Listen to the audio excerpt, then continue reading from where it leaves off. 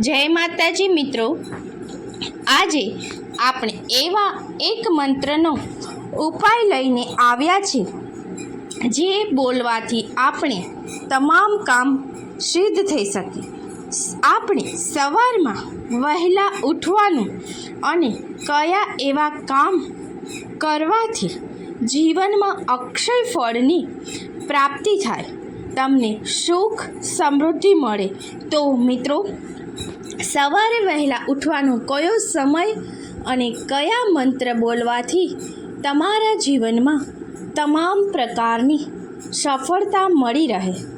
માન્યતા એવી છે કે આપણા શાસ્ત્રો કહે છે કે જો સવારે આ મંત્રનો જાપ કરવામાં આવે તો તમારા કાર્યમાં અચૂક તમને સિદ્ધિ પ્રાપ્ત થાય છે। આપણા કાર્યમાં જે સિદ્ધિ પ્રાપ્ત કરવી હોય છે તે આ મંત્ર રોજ સવારે બોલવાથી આપણને ભગવાન આ સિદ્ધિને પ્રાપ્ત કરાવે છે। જગતમાં જીવનને સફળ બનાવવા માટે, જીવનને ઉત્તમ બનાવવા માટે અને આપણને કંઈક પ્રાપ્ત કરવું છે તો ખાસ આ મંત્રનો જાપ કરવો જોઈએ। અને પહેલાં તો આપણે એ જાણી લેવું જોઈએ કે સવારે ઉઠવાના પણ અમુક નિયમો હોય છે। સવારે ઉઠવાનો ખાસ સમય હોય છે। પછી જો તમે સવારે 8 વાગે ઉઠો છો અને પછી જો આવા કાર્ય માટે તમે સમય નીકાળો છો તો એ તમારા કાર્યમાં સિદ્ધિ પ્રાપ્ત થતી નથી।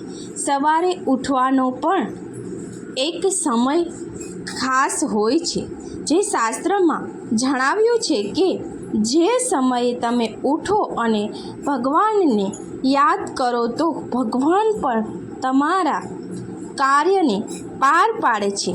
પહેલાં તો આપણે કોઈ પણ સિદ્ધિને પ્રાપ્ત કરવી છે, કોઈ સફળતા પાર કરવી છે તો આપણે પોતે સૌપ્રથમ તો નક્કી કરવું જોઈએ કે સવારે વહેલા ઉઠવાનો સમય જે છે એ સમયને આપણે કાયમ માટે જાળવી રાખીએ તો આપણને ભગવાન પણ સિદ્ધિ પ્રાપ્ત કરાવે છે।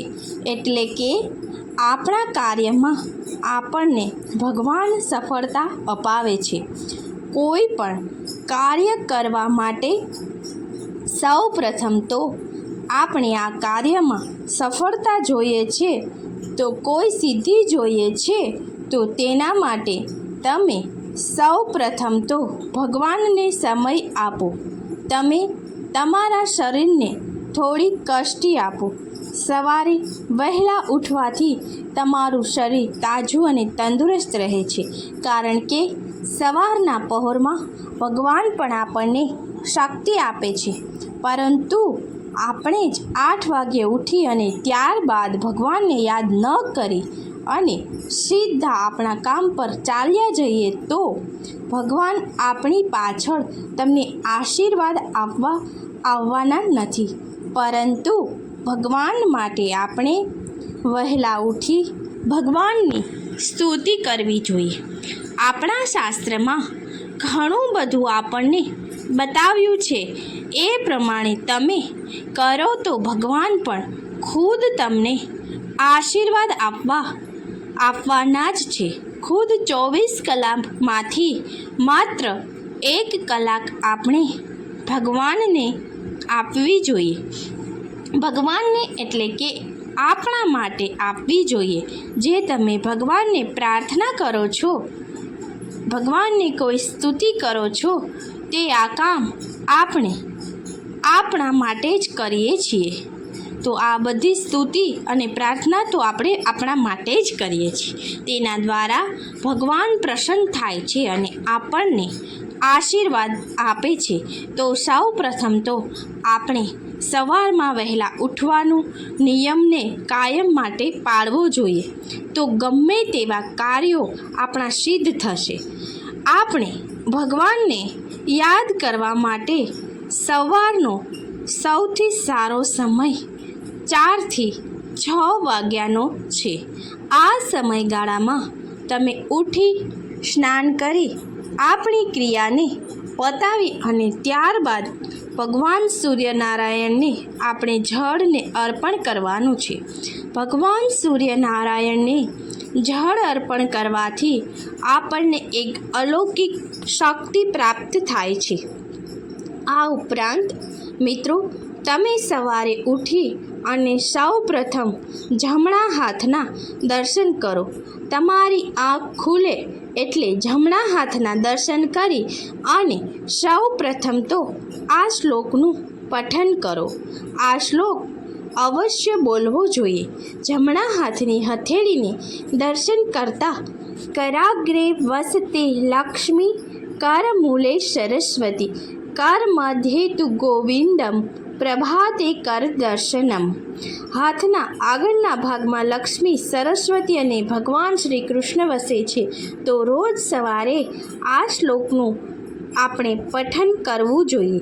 આ મંત્ર રોજ સવારે ઉઠી અને આપણે બોલવો જોઈએ. આવું કરવાથી તમારા ગમે તેવા કાર્યો હશે તે સિદ્ધ થશે. ભગવાન તમને અલૌકિક એક શક્તિ આપશે, જેના કારણે તમે સાચા નિર્ણયો લઈ શકશો.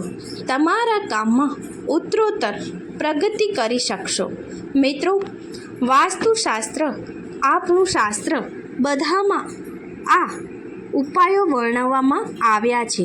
ધર્મના દરેક ગ્રંથોમાં આવા અનેક ઉપાયો બતાવ્યા છે કે જો તમે આને અનુસરણ કરશો તો અચૂક તમને એનું ફળ પ્રાપ્ત થઈ શકે.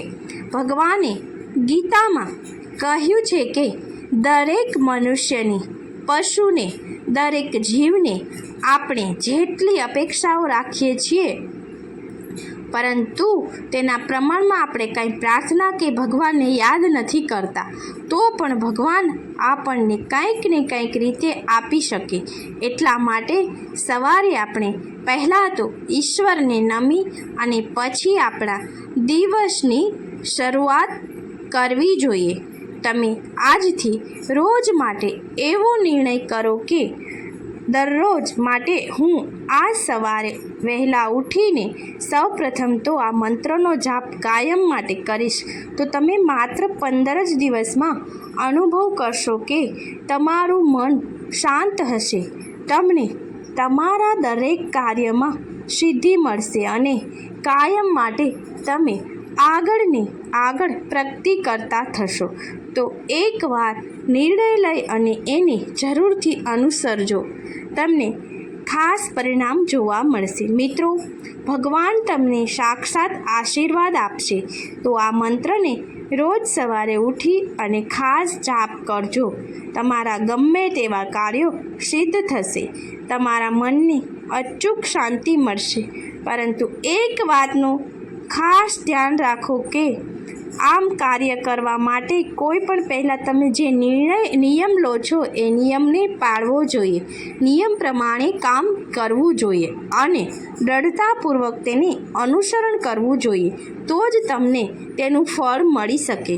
તેમજ તમે આ મંત્ર 1, 2 કે 10-12 દિવસ સુધી બોલી અને પછી મૂકી દેશો તો તમને પરિણામ પણ એવા જ મળશે. પરંતુ રોજ માટે તમે જે નિયમ રાખ્યો છે તેનું કાયમ માટે પાલન કરશો તો અચૂક તેના ફળ તમને મળશે ને મળશે જ. ભગવાન પણ તમને એ ફળ આપશે. તો એટલા માટે તમે નિયમ લો છો તો તેને દ્રઢતાપૂર્વક પાલન કરો તો તમને તમારું ફળ અચૂક મળે. આ મંત્ર એવો છે કે જે પ્રકૃતિને પણ શુદ્ધ કરે છે, આપણા આત્માને પણ શુદ્ધ કરે છે અને આપણી અંદર રહેલા ઈશ્વરને પણ શુદ્ધ રાખે છે. તો આ મંત્ર એ છે કે ઓમ નમો ભગવતે વાસુદેવાય. આ મંત્ર બોલવાથી તમારા જીવનની નિર્ણય શક્તિ વધશે, તમારું મન શુદ્ધ થશે અને તમારા કાર્યમાં સિદ્ધિ થશે. તો મિત્રો, આ મંત્રને અચૂક બોલવો જોઈએ. આ મંત્ર રોજ માટે તમે બોલશો તો આપણામાંથી કાંઈ પણ આપણા માટે ખોટું થતું હશે ત્યારે પણ તમને અગમ્ય ચેતવણી પણ આ મંત્ર દ્વારા તમે જાણી શકશો. તો આ ઓમ નમો ભગવતે વાસુદેવાય આ મંત્રનો રોજ માટે જાપ કરવો. સવારે તમે આ મંત્રનો જાપ કરો, ત્યારબાદ બપોરે કે સાંજે એવું નથી કે તમે બેસીને જ પાઠ કરી શકો. કામ કરતાં કરતાં હરતા ફરતા આ મંત્રનો જાપ તમે ગમે ત્યારે કરશો તો તેનું ફળ તમને અચૂક પ્રાપ્ત થશે.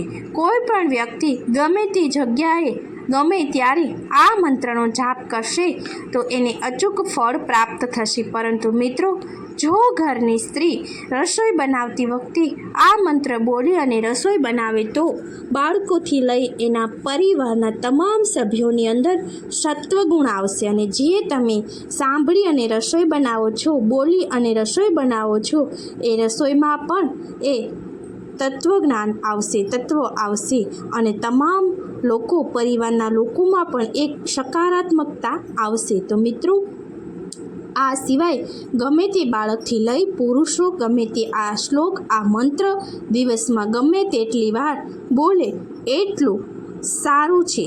જીવનમાં તેની સફળતા મળશે અને જીવનમાં સકારાત્મકતા આવશે.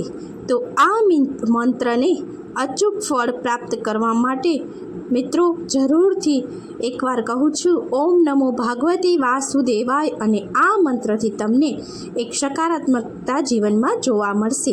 આવા અનેક વિડીયો જોવા માટે આપ અમારી ચેનલને લાઈક, શેર અને સબસ્ક્રાઈબ જરૂરથી કરજો. આભાર.